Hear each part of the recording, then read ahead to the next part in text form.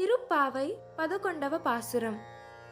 கற்றுக்கரவை கணங்கள் பல கரந்து செற்றார் திரளச் சென்று செரு செய்யும் குற்றம் ஒன்றில்லாத கோவலர்த்தம் போர்க்கொடியே உற்றரவல்குல் புனமயிலே போதராய் செற்றத்து தோரிமார் எல்லாரும் வந்து நின் முற்றம் புகந்து முகில்வண்ணன் பேர் பாட சிற்றாதே பேசாதே செல்வப் பெண்டாட்டி நீ எற்றுக்குறங்கும் பொருளேலோர் ఎంబావాయ్. భావము. ఓ గోపాలకుల తిలకమా, ఓ చిన్నదానా, లేత వయస్సు కలిగిన పశువుల యొక్క అనేకమైన సమూహ సంపద కలిగిన మీ వంశం చాలా గొప్పది. ఆ సమూహాల పాలు పిదుక తగిన వారును, శత్రువులు నశించినట్లు యుద్ధం చేయగలవారును, ఒక్క దోషమైనను లేనట్టి గొల్లకులమున పుట్టిన బంగారు తీగ వంటి అందమైనదానా, పుట్టలోని పాము పడగతో సమానమైన నితంబము కలదానా, ఓ వనమయూరమా రమ్ము. నీ సకులు బంధువులు అందరూ వచ్చి నీ వాకిట నిలిచి ఉన్నారు. వీరందరూ నీలిమేఘమును బోలు శరీర కాంతిగల శ్రీకృష్ణుని అనేకమైన తిరునామములను పాడుతున్నారు. ఆయనను నీవు మాత్రము చలించక మాట్లాడక ఏల నిద్రించుచున్నావు అని అనుచున్నారు. అనగా ఇంత ధ్వనియగుచున్నను ఉలకక పలకక ఎందుకున్నావు? ఇది శ్రీకృష్ణ సంశ్లేషానుభవనందమే కదా. మరి ఈ సంశ్లేషానుభవనందమును నీ ఒకటివే కాక అందర్నూ అనుభవించినట్లు చేయవలను. మా గోష్ఠిలో కలిసి ఈ వ్రతము పూర్తిగా వించుము అనుచున్నారు. అవతారిక. అన్ని విషయములందును అగ్ని విధములందును శ్రీకృష్ణునితో సరిసమానమైన ఒక గోపికామణిని ఈ 11వ మాలికలో గోదాదేవి తన తోటి గోపికలతో కలిసి లేపుచున్నారు. శ్రీకృష్ణుడు ఆ ఊరిలోని వారికందరకు అన్ని విధాల ఆరాధ్యుడు. అట్లే ఈ గోపిక కూడా అతనితో సమానముగా ఆరాధ్యురాలు.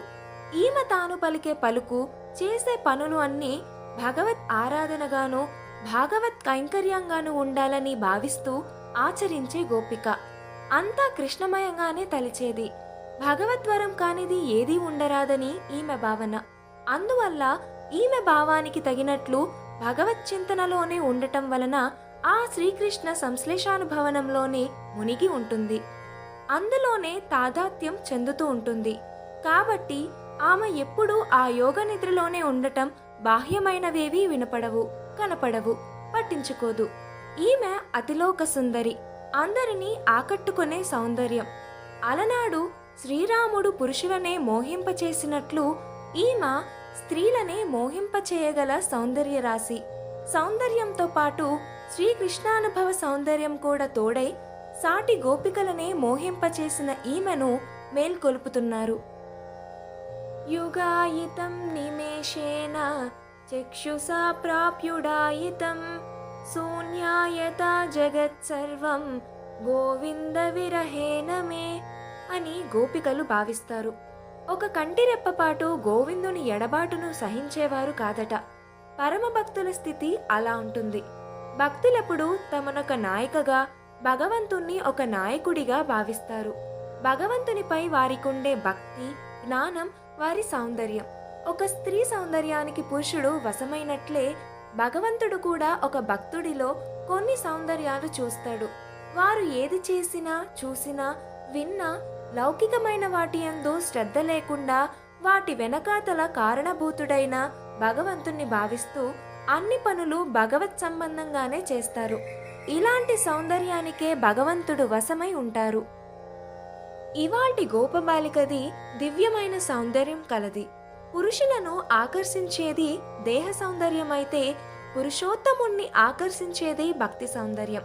ఇవాల్టి గోపబాలికకు అలాంటి సౌందర్యం కలది. గొప్ప వంశానికి చెందినది. చాలా పాడి సంపద కల వంశంలో పుట్టినది ఈ గోపబాలిక. భగవత్ సేవా సంపద గొప్పగా కలిగినది కాబట్టి ఈవిడని తీసుకొని వెళ్తే శ్రీకృష్ణుడు వెంటనే ప్రసన్నుడవుతాడు అని మన ఆండాల్ తల్లి ఇవాల్టి గోపబాలికను లేపుతుంది.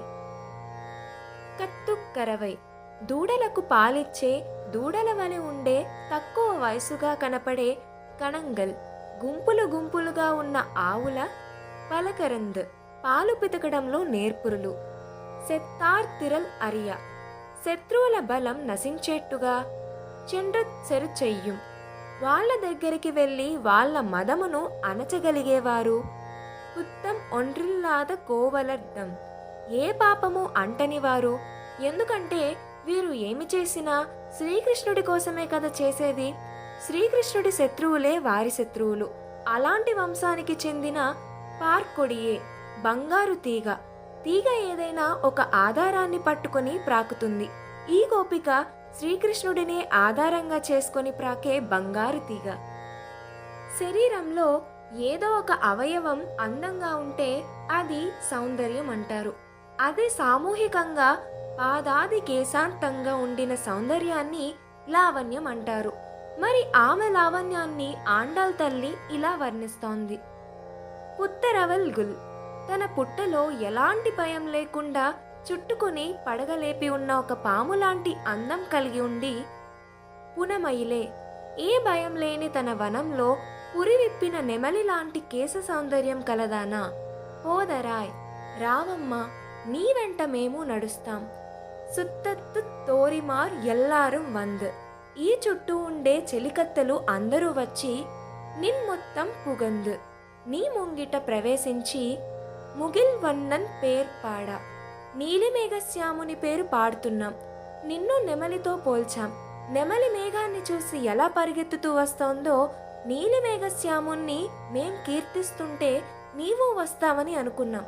కాని సిత్తాదే ఉలుకు లేదు, పేసాదే పలుకు లేదు.